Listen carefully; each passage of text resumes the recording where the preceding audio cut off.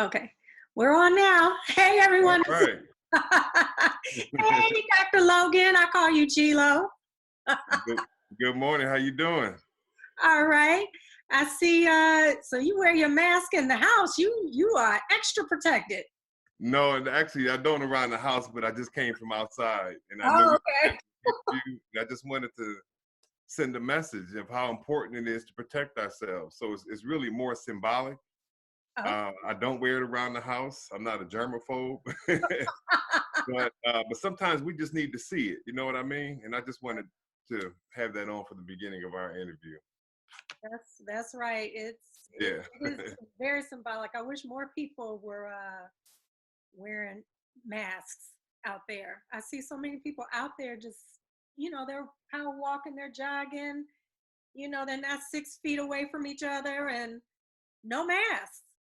Right, and not washing their hands and going out and congregating. And I talked to somebody yesterday who had neighbors having parties and, you know, Ooh. yeah, but we're playing with life and death.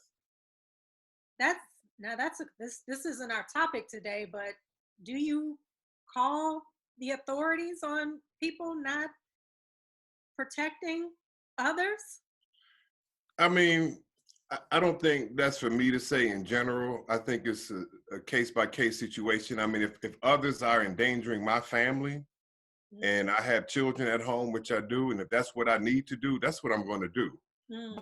But first, I mean, there's other, try talking to somebody first, try actually having a conversation.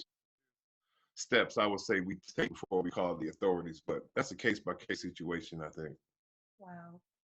Wow. Well, thank you, Gilo, for joining us today. A lot of people know you as Dr. Gilo Logan, diversity consultant of the world. Well, you've traveled the world, so you are familiar. You have studied other cultures, other people's traditions, how they communicate. So I was like, Gilo is the perfect person to bring on to talk about this pandemic. What is going on around the world? Yeah.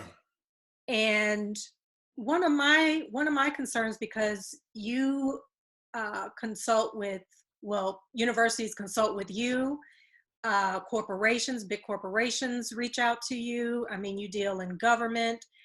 My concern when we get done with the lockdown, I don't even know that we'll ever be completely done with it. I think the mask and the gloves is going to be a way of life now, and how we do certain things is definitely going to change, a new reality. But when we go back to work, back into those corporations, what is that going to look like for us? Especially, one, I know this is like a long question. One, because the numbers of, the Black and brown have risen. It's a lot of racism towards Asians right now. Asians, I was watching the videos of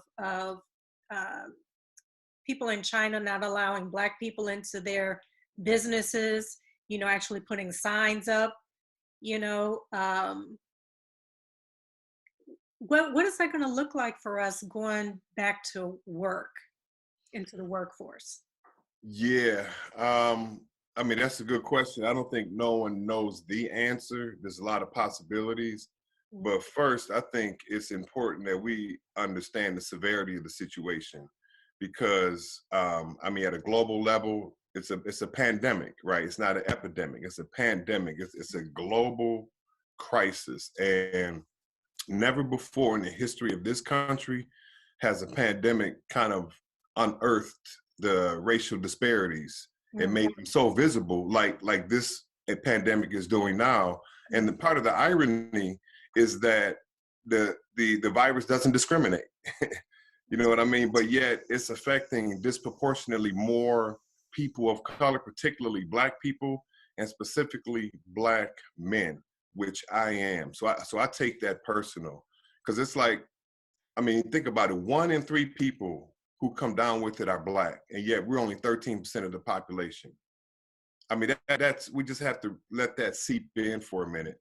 And we're more than 6 times as likely as a white person to die from it. Mm. One is every one white person that dies from this pandemic, 6 of us are dying. And it's a crisis. And I think that not enough of us understand how serious that is. When I turn on the news and I see people dying, I really feel for people. I can't imagine having a loved one pass away and I can't hold a funeral or I can't be there in person for them. I mean, this is a real thing for thousands of people. We're now over 30,000 people, not who've contracted it, not who are sick, who have died, who Mm. passed from this thing. And the majority of the people are us, so it's like ever since enslaved Africans came to the shores of this country, right? We've always had the worst health care. Mm. We've had the worst health conditions. We've had the worst health outcomes. So there's a whole history that leads to this very moment. Because from the time we came here and we were seen as being less than human, subhuman, we were property, we've been lab rats for scientific study. So we can talk about scientific racism, we could talk about racism in the medical field. And this is not to say white people. I'm not trying to indict all white people as being racist. I'm talking about an ideology that's pervasive throughout our institutions in the US. So we can go all the way back to that, or the notions that Black people don't feel pain like other people do, or we can bring it in more modern times and think of like the Tuskegee syphilis experiment, right? Or more accurately, actually, the actual name of that study is the Tuskegee, I think it's the Tuskegee study of syphilis in the Negro male. Mm. That's the actual name of this, not the Tuskegee experiment. The Tuskegee study of syphilis, untreated syphilis in the Negro male. And now, mind you, this was in my father's lifetime. This is when 1932, this experiment began, right? So we're talking about almost 400 Black men who had syphilis and who were left untreated for the sake of an experiment. And they thought, they came into this study thinking it was something else. It was supposed to go 6 months. You know how long it lasted, Malika? How long did that last? How long? 40 years. And this is our government was sponsoring this. This was 40 years. Like, I mean, just think of this. I think it was 1972 is when it ended. Mm. That's in my lifetime. I was a little shorty, but that was in my lifetime. I think it was 2004 that the last participant in that study passed away. So we're talking about recent scientific racism. So we can go all the way back to the time when we first came here. We can bring it all the way to the present. And we are in a crisis. People of color are disproportionately being affected.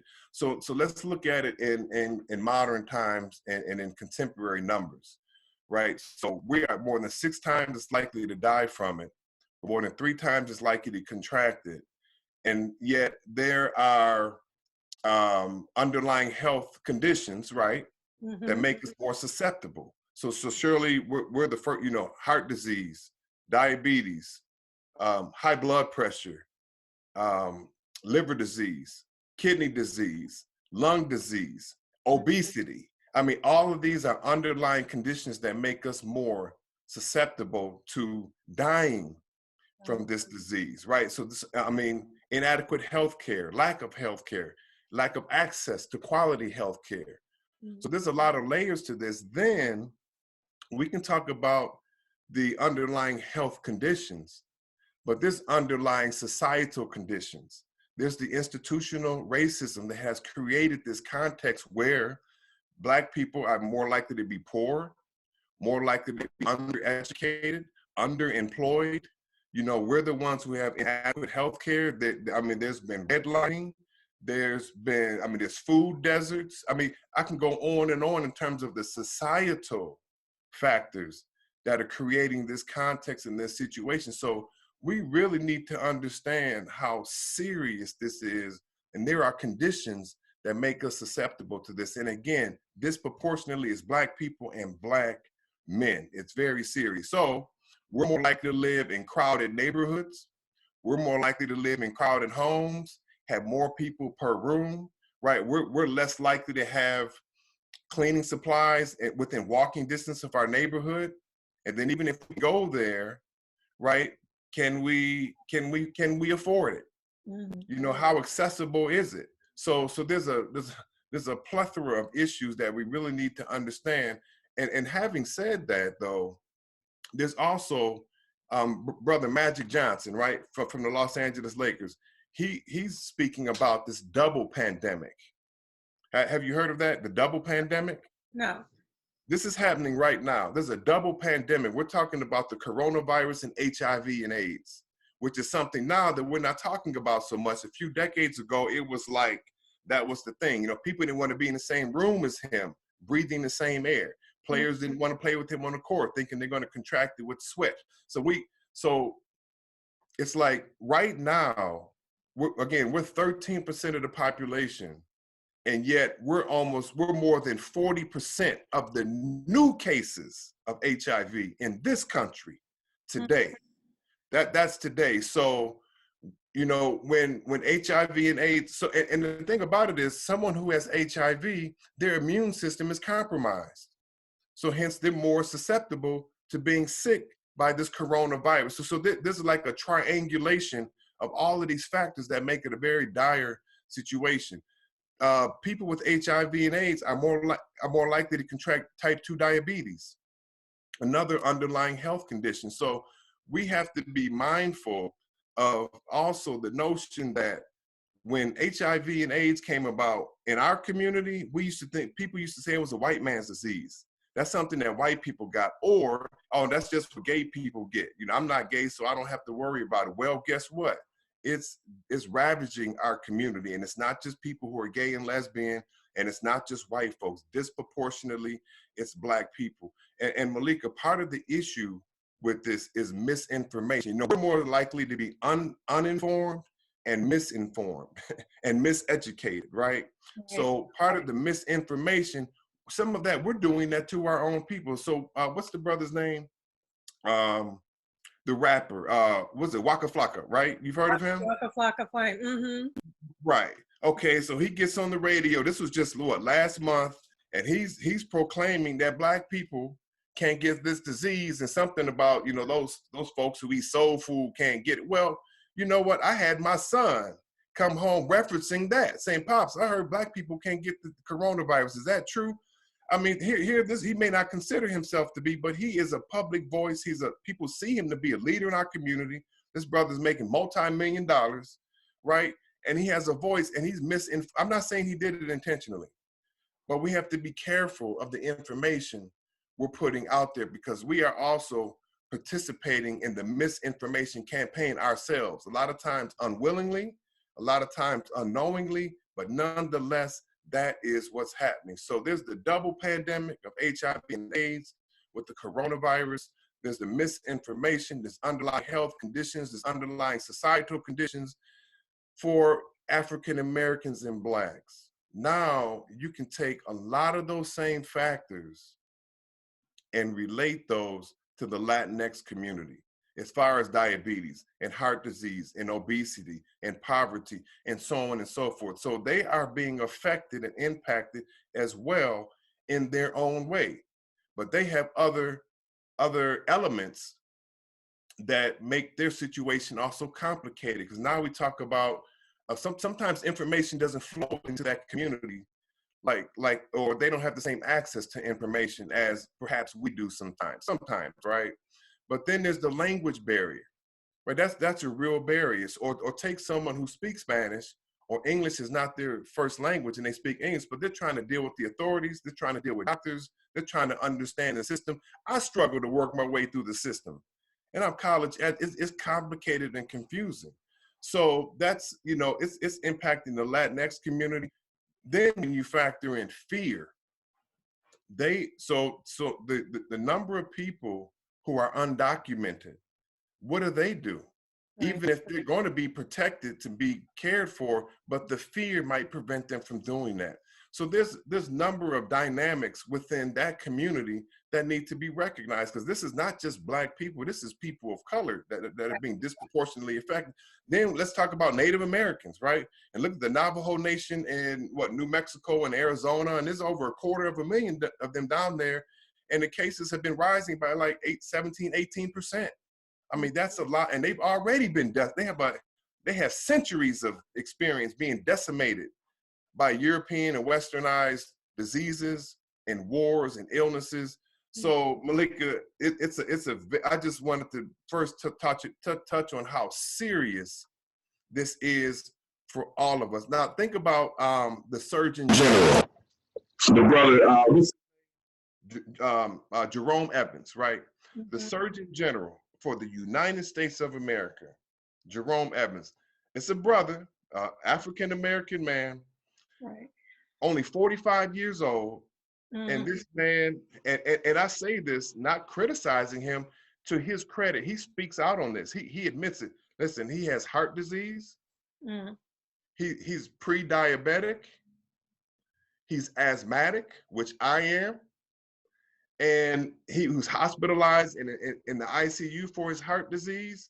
Mm-hmm. And he's the Surgeon General of the United States. And this brother's only 45 years old.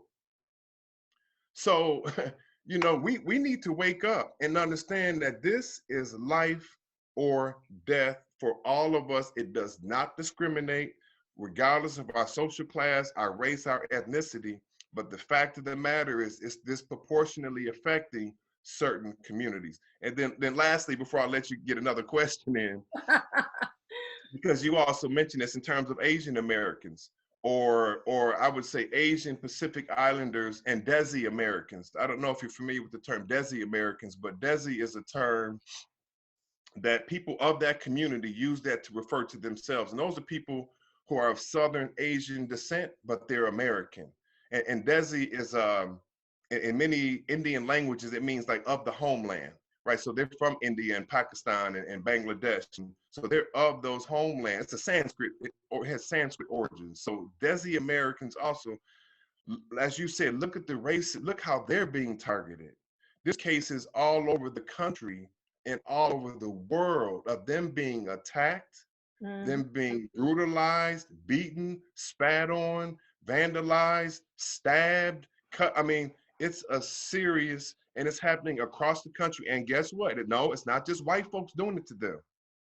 There's Black folks doing it. I mean, that doesn't discriminate as well. There's a lot of people who are perpetrating crimes upon them simply for being Asian, whereas the misperception is, oh, they're Chinese. And they may be Filipino or from Korea, or take take our so-called president talking about the Chinese virus, or people talking about Kung flu, right? Okay, I mean, I know folks like to get in some laughs about that and crack some jokes. I know Black people really, we're good for that, right? But we know how to deal with pain by also finding some humor in it. Right. I mean, humor is part of our business.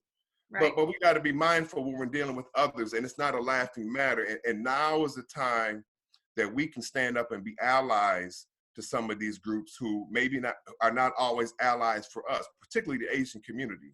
But you know what? It's time for us to step up and be who we are and who we were born to be, and understand how serious this crisis is. It's serious.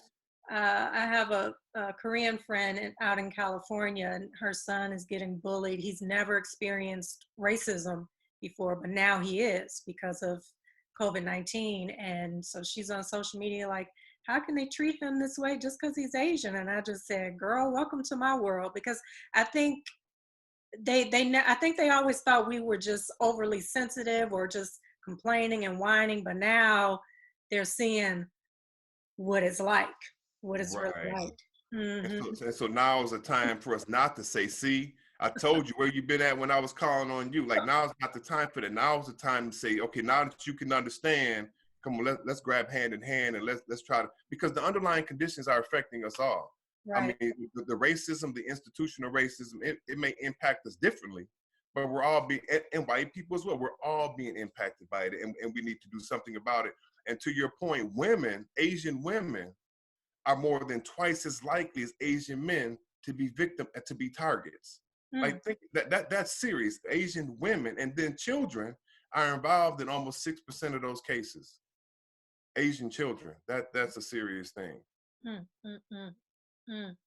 Yeah, I don't think people are really realizing how serious it is. I mean, No. then you also hear the conspiracy theories that this was actually meant because China's pretty much trying to, well, it's being reported, China's trying to take over Africa. So this was meant to take out the African population so that they could take over that part of the world. Um, and that something went wrong. I don't know if you believe that conspiracy, but uh, something about it kind of, I don't know, kind of, I'm intrigued by the topic itself. Yeah.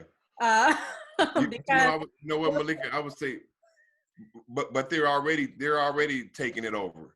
You know what mhm, I mean? Like they didn't need the pandemic to do that. So we also need to wake up to what's happening in the motherland because as you mentioned, Africans not only in China but around the world. I mean, people of color all over the world disproportionately are being impacted by this, and disproportionately is people of African descent. And I've got friends that I've talked to in other countries, and I've heard firsthand stories of situations where people of color are being impacted by this. And then you have situations like, you know, I mean, I have a friend who's from Botswana, and a woman in his family was being told to stay home. And her thing was like, you know what? Either I'm going to die from the virus or I'm going to die from starvation, but I got to feed my family. So I'm going to take a chance on that. Like, that's real. And mm, that's real. And I told one of my sons that, and they're thinking like, wow, that's what's happening over there. Yeah. And guess what? That's happening right here. here. Because for some of us, we don't have a choice. And now we want to talk about, essential workers. Okay, you know what? First of all, it's good that the drivers, the healthcare professionals, the store clerks. It's great that they're being recognized. Like I don't want that to get lost. It's long overdue. Right. They need to be recognized, and it's good they're being recognized. But if they're essential workers, I would say, okay, then how about the essential pay, right? How about essential benefit for these people? So once we can kind of reach a point with this pandemic, that's a collective that really needs to somehow galvanize and really fight for these rights while people are feeling all this love and compassion for them and want to recognize and do all the clapping. Okay, well, let's help them get some on-the-job training and develop some personal and professional skills and development. Let's help them with additional pay and additional benefit. Like let's make that real as well. Yeah. So what is this? How's this going to impact the workforce coming out of this? That's what I'm really curious about because so many people have been laid off as of right now.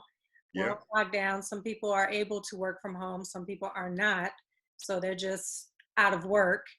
But the world keeps going. Utility bills keeps coming. Landlord still knocking on the door. The banks still want the mortgage.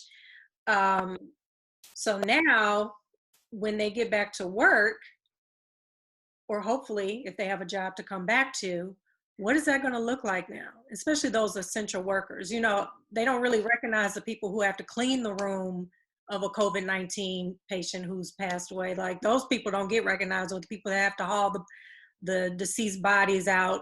They don't get any sort of recognition, and the pay doesn't reflect. I mean, at this point, do they get paid more when we come out of this? All of those real essential workers get paid more now. Um, and what is discrimination? Are there going to be more discrimination suits coming out of this? Because people of color are being targeted with this disease. So what is that going to look like in terms of, that he's so quick to want to open up the economy, but what is it really going to look like, especially for Right. people of color going back to work or trying to get work again? Yeah.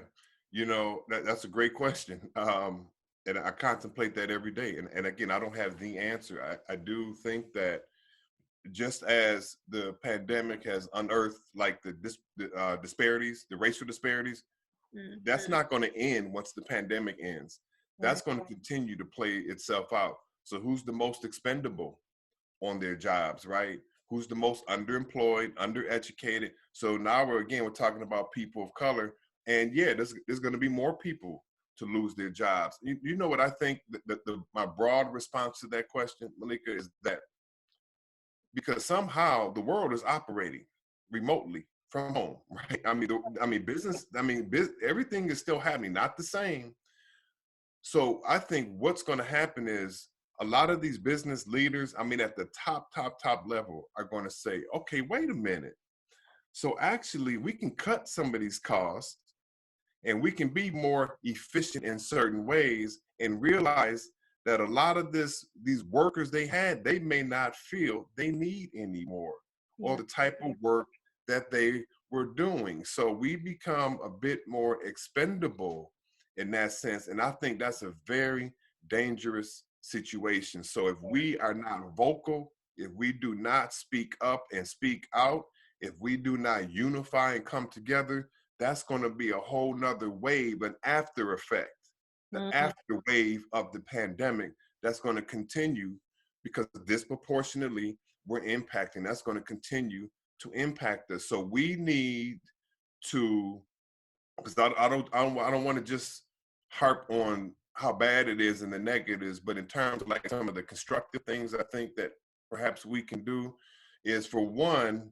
Well, I don't see it as negative. I see it as being real and getting prepared, being real with what's actually happening, and getting yourself prepared to be of value, to be of service, to be able to continue to make money or to start making money again. You have to be real about what's happening. And some of it just isn't pretty. It's just the real of it. Yeah, no, I agree with you 100%. I'm just saying what I've been harping on all this time is kind of like how dire the situation is. And I wanted to speak to your question in terms of like, okay, what's it going to look like, but what also can we do? And I think one of the important things it also illustrates is the technological divide, because not all of us have the same technological aptitude and skill sets, or even if we do we have access? And this goes to like equity in education.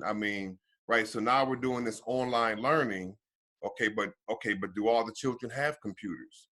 Right? Do they all know how to operate the computers? Or if they have a computer, how's the quality of the computer in Garfield Park versus in Wilmette? You know what I mean? In terms of the resources. And then what about having internet access and Wi-Fi at home? You may not have that.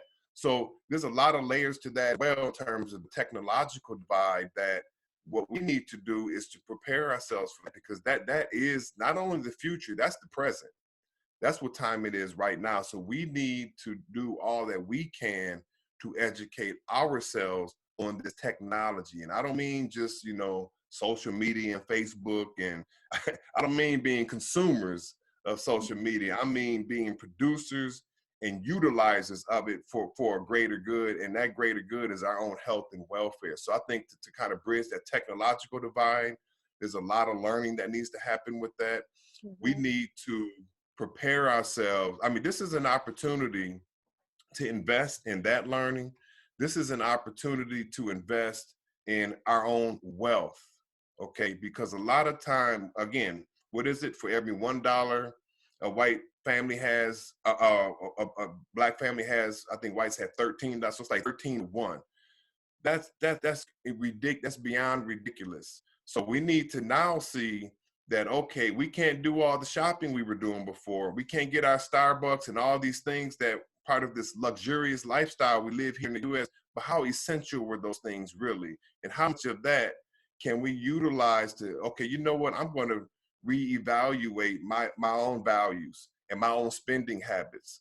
And I'm going to change that. So some of that money that I was spending into all these businesses, I'm going to reinvest into my own community. But more importantly, I'm going to reinvest that into my own learning, my own personal growth and development. I'm going to reinvest that into my family.